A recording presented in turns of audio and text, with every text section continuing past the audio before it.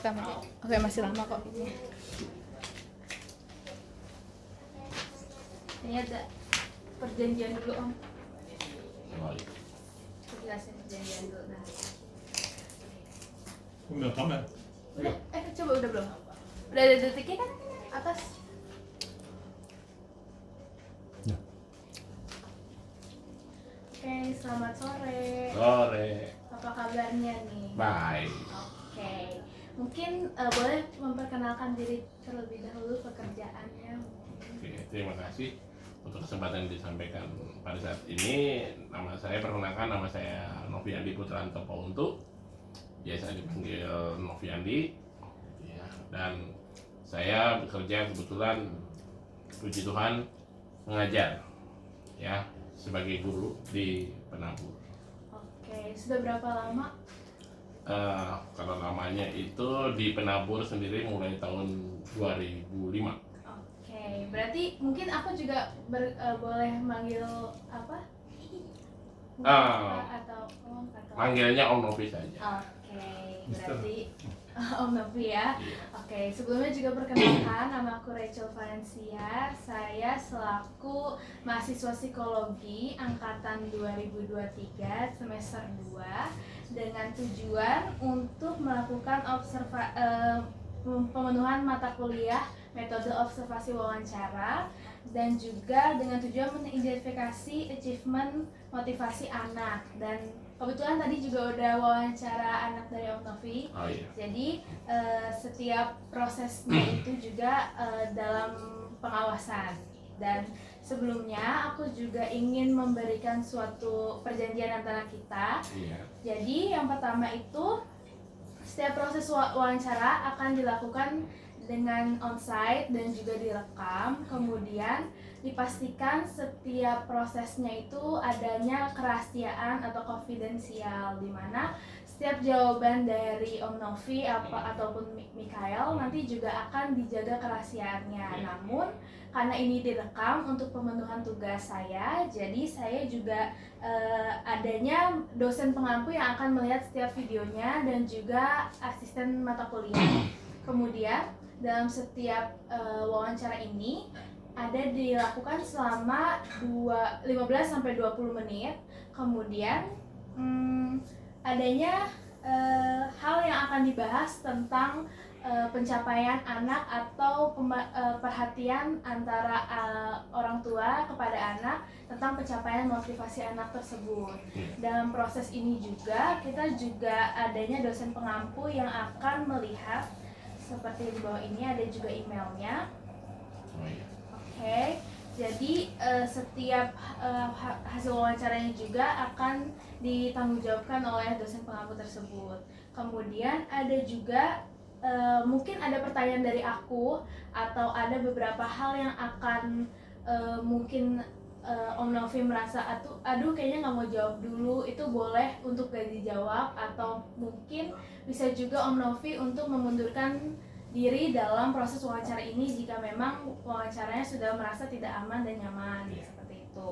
Jadi ada juga inform consent yang harus ditandatangani nanti setelah wawancara. Ini bertujuan untuk persetujuan bahwa Om Novi dan sebagai wali juga bersedia untuk melakukan wawancara dan anaknya juga bersedia untuk dilakukan wawancara tersebut.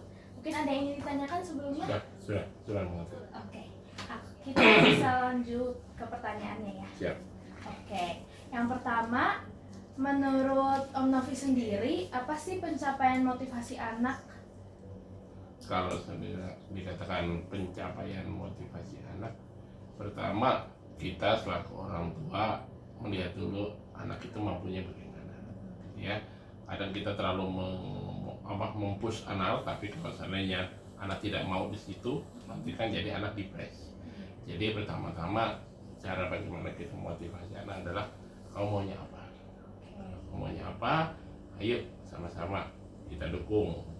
Tapi yang pertama, karena kita adalah keluarga yang beriman, kita bawa semuanya dalam doa. Oke. Oke, jadi pastinya ada juga nih komunikasi antara Om Novi dengan Mikael untuk mencapai motivasi tersebut ya Om ya? Iya. Oke, dan kemudian menurut Om Novi sendiri, apa sih yang membuat Mikael termotivasi untuk berprestasi di sekolah? Ya, sebetulnya sebagaimana saya pernah belajar dari guru BK itu selama saya mengajar di Penabur, ada satu kata kunci yang membuat saya pun terinspirasi untuk bisa memotivasi anak saya adalah berikanlah kalimat-kalimat yang positif. Gitu lah. Bahwa saya selalu mengatakan kamu bisa, ya, kamu bisa. Jangan pernah mengatakan tidak bisa. Kamu bisa, kamu pinter, kamu cerdas. Itu kadang kita selalu memotivasi anak-anaknya, baik kepada Mikael maupun juga kepada adiknya Michelle. Seperti itu. Berarti dengan adanya kalimat positif itu juga memberikan afirmasi mungkin ya. Betul. Memberikan afirmasi yang positif dalam pencapaian Mikael dalam mencapai motivasi tersebut. Iya. Selanjutnya, apakah Om Novi memiliki ekspektasi tertentu tentang performaan Mikael di sekolah ataupun mungkin di lingkungan keluarga? Ya, kalau seandainya ekspektasi pertama adalah kamu Mikael itu harus menjadi orang sukses tapi takut akan Tuhan. Itu yang harus kita garis bawahi. Jangan sampai kita kaya dalam hal ekonomi, finansial, tapi rupanya iman kita tidak bertumbuh. Istilahnya kita hanya fokus kepada materi, tapi imannya rupanya jauh daripada Tuhan, ya kita sedih banget gitu. Jadi untuk bisa selaras, jadi kita selalu mengatakan bahwa apapun juga yang kita gumuli ekspektasinya kita tidak lebih-lebih. Tapi kalau seandainya apa kamu maunya fakultas kedokteran atau mau fakultas yang lain dan memang goalnya mau ke sana, ayo sama-sama kita juga orang tua dukung, dan juga pastinya kita juga dalam hal ini kita juga berusaha untuk menabung, semoga dengan harapan kita pun bisa memenuhi apa yang diharapkan oleh anak kita, yaitu Mikael. Oke, berarti setiap langkahnya Mikael juga pasti ada prosesnya, contohnya dukungan orang tua dan juga nggak lupa untuk berdoa sama Tuhan. Pastinya. Dan juga adanya penyerahan dalam Iya. setiap langkahnya Mikael. Betul. Gitu ya. Selanjutnya, bagaimana Om Novi membantu anak dalam belajar di rumah ataupun mungkin di sekolah? Ya, kalau seandainya dikatakan belajar karena Mikael itu ada di kalau seandainya di rumah, kadang yang kami suka dari anak kami yaitu Mikael adalah dia itu lebih cenderung self study. Dia mau belajar sendiri. Mau diajarin enggak, aku bisa. Nah, karena memang kita setiap hari mengatakan kamu bisa, kamu pintar, kamu cerdas, kamu brilliant, kamu rajin, ya. Dan sejauh ini puji Tuhan sampai dengan sekarang Mikael itu nggak minta ngeles. Gitu. Jadi Mikael itu belajar sendiri. Dan baik itu di SD, SMP, dan juga sampai SMA kelas sekarang ini, Mikael seperti itu. Jadi kita pun sebagai orang tua sudah istilahnya tidak lepas tangan sih. Artinya kita selalu memberikan push, kita memberikan dorongan. Ya kalau misalnya ada yang nggak ngerti, tanya. Tapi so far sosialisasi juga dia dengan teman-temannya, dengan di kelasnya, gitu, komunikasi dengan grup WA-nya, dengan teman-temannya, untuk sharing knowledge, untuk belajar itu aktif. Jadi Mikael pun juga istilahnya di sini dalam hal ini sudah semangatnya pun sudah ada gitu. Jadi kita hanya memberikan stimulus saja, gitu. Kita memberikan stimulus, Mikael udah langsung jalan sendiri. Oke. Iya sih, dari wawancara sebelumnya juga sama Mikael menjelaskan bahwa dia memang semangat banget untuk sekolah dan juga belajar terus ya gitu sih. Selanjutnya, apakah Om Novi membicarakan pentingnya pendidikan dengan Mikael dan bagaimana Om Novi melakukannya? Ya, pendidikan adalah masa depan gitu ya. Jadi untuk bisa mencapai apa yang kita inginkan, kita harus ada dalam pendidikan formal. Jangan sampai istilahnya informal. Kalau informal itu kan semacam les gitu ya. Dan oleh karena itu kita selalu merekomendasikan anak-anak baik itu Mikael ataupun juga adiknya Michelle, belajar itu adalah yang utama.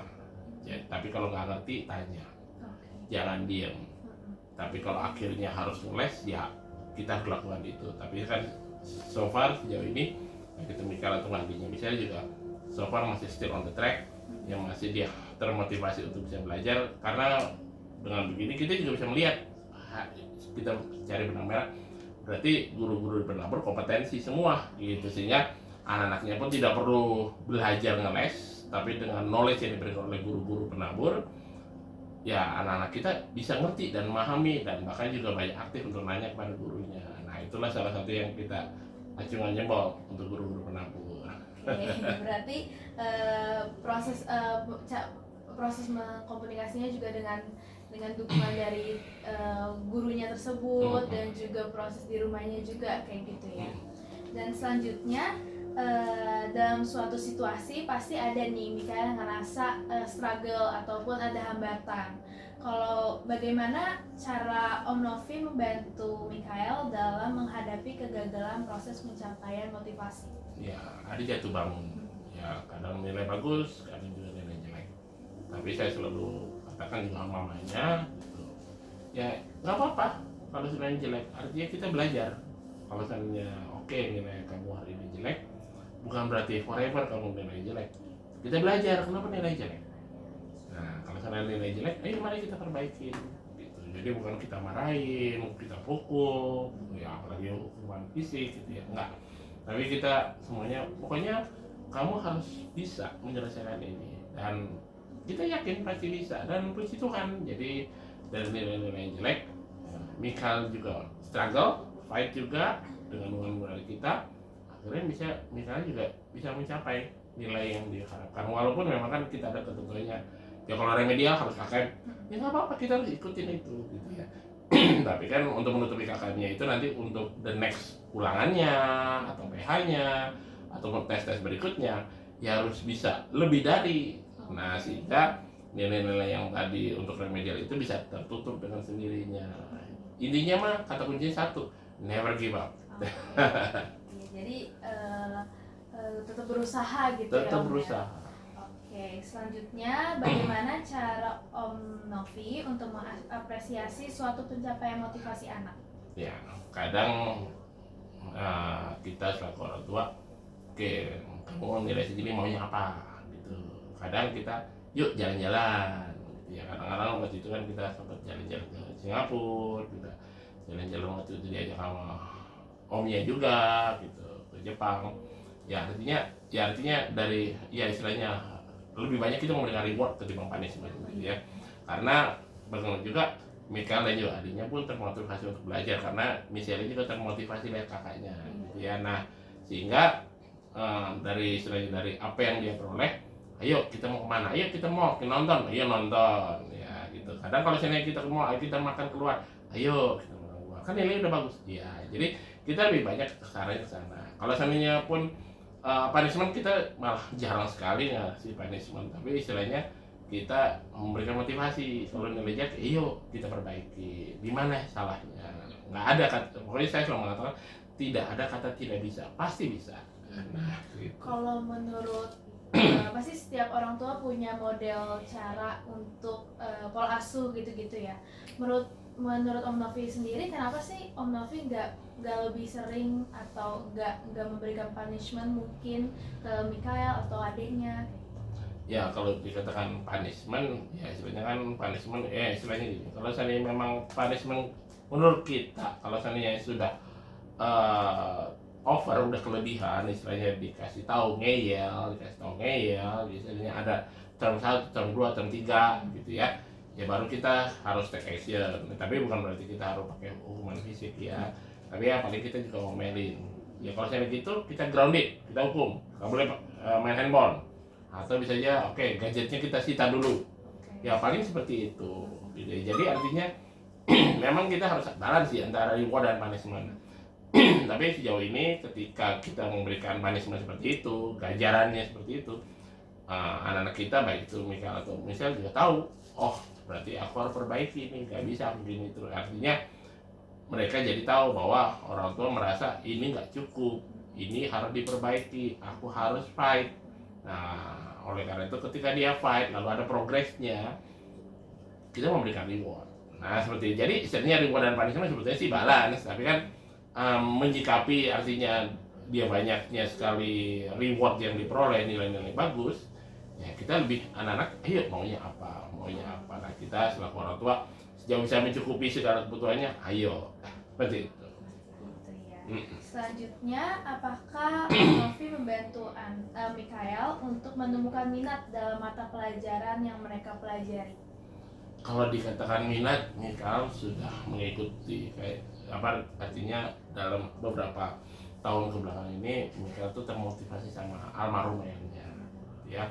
Jadi ya istilahnya dia sangat suka sekali fakultas kedokteran, dia suka sekali belajar biologi, gitu ya. Oleh karena itu kita selaku orang tua ya udah ayo kita sama-sama dukung. Jadi artinya pun di sini kita melihat bahwa kalau seandainya anak sudah termotivasi dengan sendirinya dan itu hal yang sangat-sangat positif, dan kedepannya juga kalau sebagai seorang dokter itu juga bisa bersosialisasi membantu dalam kegiatan-kegiatan sosial, membantu banyak orang, itu kan hal-hal yang mulia ya. Kita pun selaku orang tua pun selalu pasti mendukungnya. Nah semoga pun juga kita selaku orang tua bisa mencukupinya segala kebutuhannya fakultas kedokteran sampai dengan juga selesai di fakultas kedokteran nanti. Semoga aja kita berdoa. Amin. Amin. Selanjutnya, apakah Om Novi membantu Mikael dalam menghubungkan belajar dengan tujuan dan aspirasi Mikael dalam proses masa depan?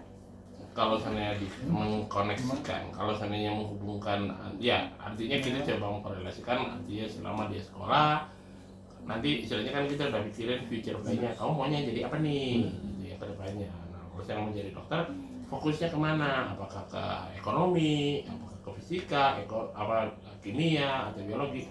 Nah, rupanya Mika pun udah tahu. Aku kalau seandainya mau jadi fakultas kedokteran, aku harus lebih fokus belajar kemana. Nah, jadi kalau sudah terarah seperti itu ya, artinya pun kita selaku orang tua kita sama memberikan terus dorongan, semangat, motivasi. Dan saya tidak tahu nih adiknya, Beselin. Nah, apakah Beselin mau mengikuti langkah kakaknya gitu ya. Nah, tapi kan kita juga nggak mempush adiknya harus seperti kakaknya. Adiknya mau jadi apa, tapi yang satu hal yang pasti baik itu Michael ataupun adiknya Michelle, pokoknya segala sesuatunya adalah untuk kemuliaan nama Tuhan. Terus selanjutnya ini kita ada di pertanyaan terakhir. Oke. Dan pertanyaannya itu adalah apa sih harapan dari Om Novi kepada proses perjalanan pencapaian motivasi Mikael ke depan? Harapannya adalah Mikael itu menjadi orang yang sukses, orang yang berhasil, dan terutama takut akan Tuhan. Ya, karena begitu juga segala apa yang kita peroleh ini juga akan kembali ya kepada Bapak, gitu, kepada Bapak di surga. Jadi sebisa mungkin, sebanyak mungkin kita harus bisa beramal ya, melakukan banyak kebaikan ya, betul kepada lingkungan kita gitu ya, baik itu di gereja atau dalam lingkungan sosial, sekolah, teman. Ya intinya harapan kita adalah mereka itu menjadi anak yang takut akan Tuhan, itu yang lebih utama. Iya. Amin. Amin. Selanjutnya mungkin ada yang ingin ditanyakan dari Om Novi? Ya saya rasa sudah cukup. Terima kasih. Dan sebelumnya aku juga ingin melakukan kesimpulan dari setiap pertanyaan yang sudah Om Novi jawab. Jadi dari semua jawaban yang sudah Om Novi ceritakan, aku pertama tuh kayak surprise karena ternyata komunikasi itu hal yang penting dalam setiap proses anak Mikael. Jadi Mikael sendiri mendapatkan komunikasi yang baik dari orang tuanya secara pola asuh juga, dan juga dari apa yang sudah Om Novi jawab juga bahwa memang Om Novi benar-benar menyerahkan semua keputusan ke anak, tapi balik lagi dengan tujuannya untuk memuliakan nama Tuhan. Dan kemudian dari semua motivasi Mikael, Om Novi juga mendukung dan juga memberikan motivasi juga secara dukungan, baik mungkin finansial atau juga secara iman, dan juga peran-peran orang tua, baik mamahnya atau Om Novi sendiri juga sangat bermanfaat untuk Mikael, sehingga Mikael juga dapat mencapai motivasi yang terbaik. Mungkin ada yang ingin ditambahkan lagi dari kesimpulan aku? Ya, pokoknya kita sebagai umat yang takut akan Tuhan, kita harus menjadi warriors, kita harus menjadi pejuang. Jangan jadi istilahnya chicken gitu, jadi penakut gitu. Karena baru juga istilahnya kayak lagunya lagunya Dortmund, God will make a way where there seems to be no way. Yaitu yang dimana kita selalu aminkan dan pasti itu akan terjadi. Amin. Aku Aku juga terima kasih sama Om Novi karena sudah mau terbuka akan pertanyaan aku ini dan juga sudah menjawab semua pertanyaan yang sudah aku tanyakan kepada Om Novi. Dan aku ingin menyelesaikan wawancara ini dan mengucapkan terima kasih sebesar-besarnya. Sama-sama. Sudah. Makasih Om, oh my god, aku terharu.